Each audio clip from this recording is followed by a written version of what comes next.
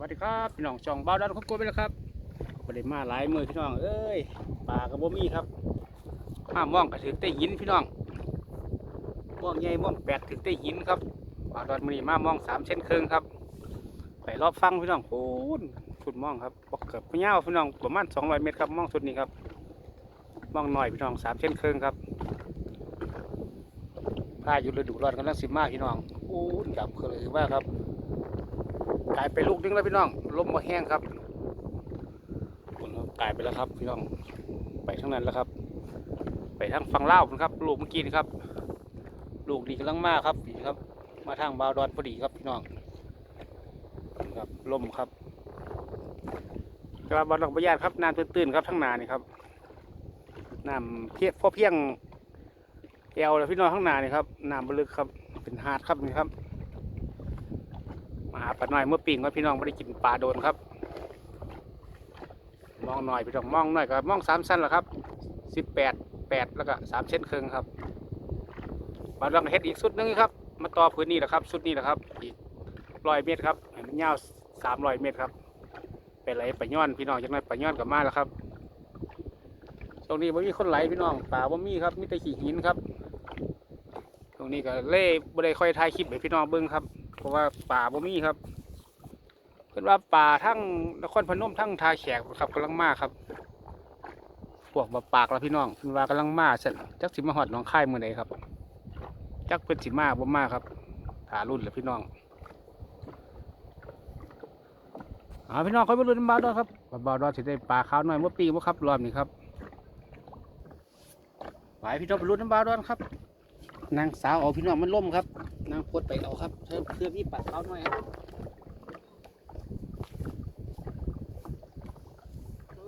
ขาวน้อยบ่เนาะไปปีไหนเด้อจริงโอ้มาแล้วพี่น้องตัวนึงละ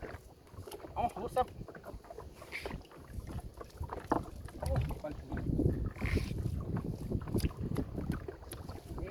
ี่น้องมาตัวนึงแล้ว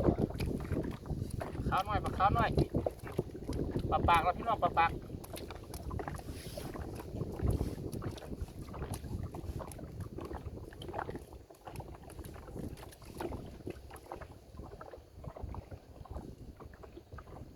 ตัวนี้หน่อยก็มี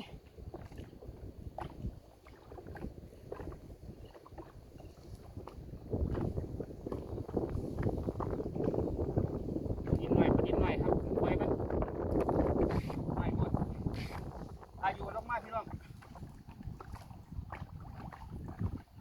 อันนี้ดีแล้ว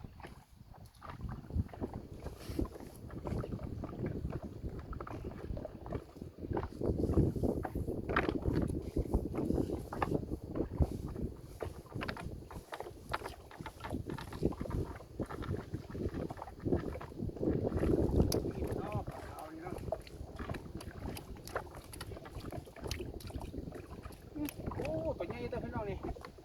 3 เส้นครึ่งครับ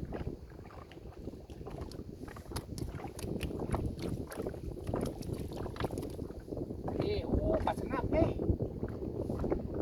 น้องปลาสนับ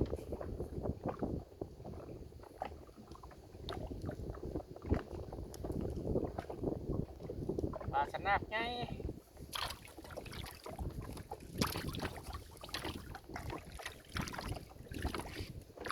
โอ้ล่มใช่ปะ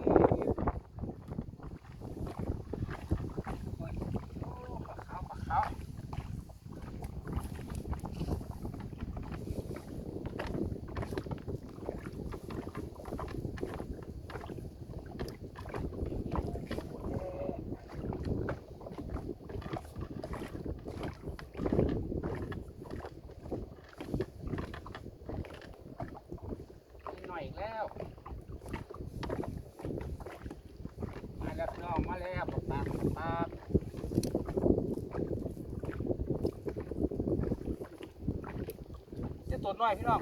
ถ้า3 เส้นตรง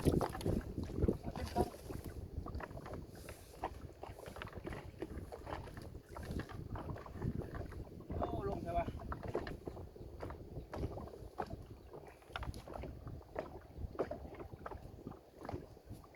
นิดหน่อยอีกแล้ว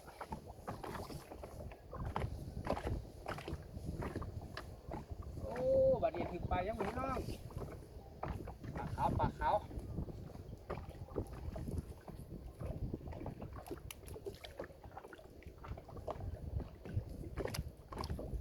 นิดหน่อยก็มี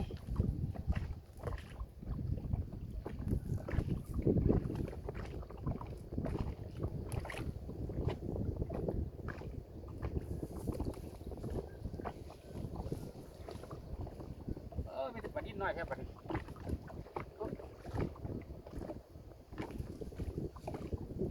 ปลาชิมเลยนี่ขาว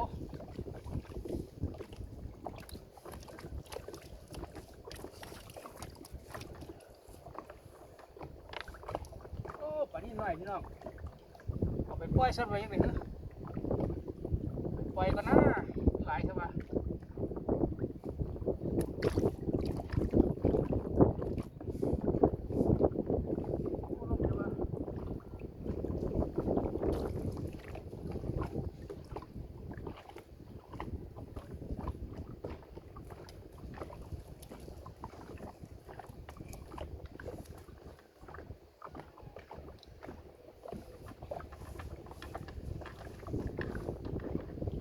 นี่ปัก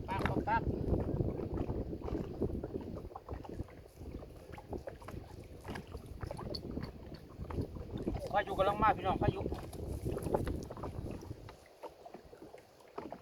ปัก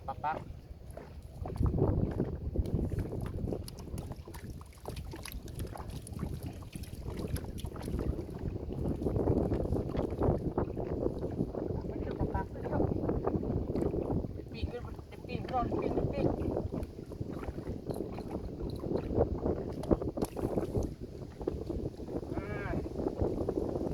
ลานินก็มีปลานินนะ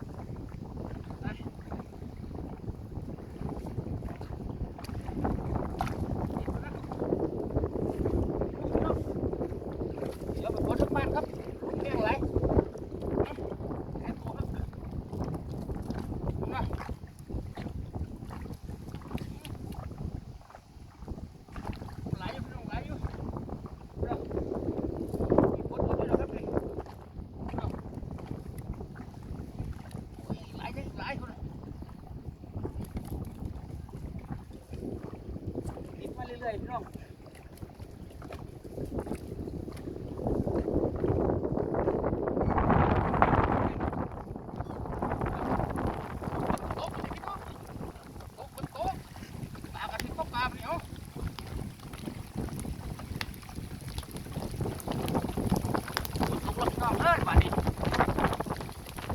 ฝนตกพี่น้องเอาคลิปนี้ไว้สมีแล้วพี่น้องเด้อฝากกดติดตามช่องเอาดอนกดๆด้วยนะครับเอาคลิปนี้เอาไว้สมีแล้วครับสวัสดีครับ